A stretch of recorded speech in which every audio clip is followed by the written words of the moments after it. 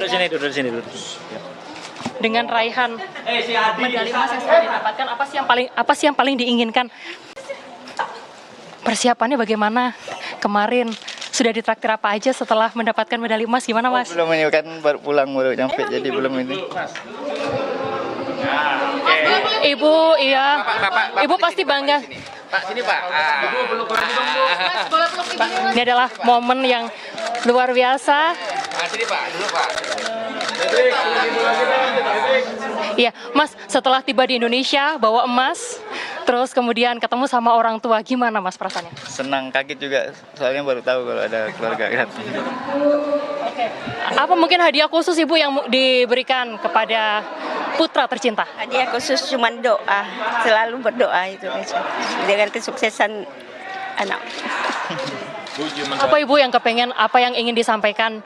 Karena putra Ibu juga membanggakan sekali. Ini apa mungkin yang ingin disampaikan setelah beliau datang di sini, beliau bertemu langsung?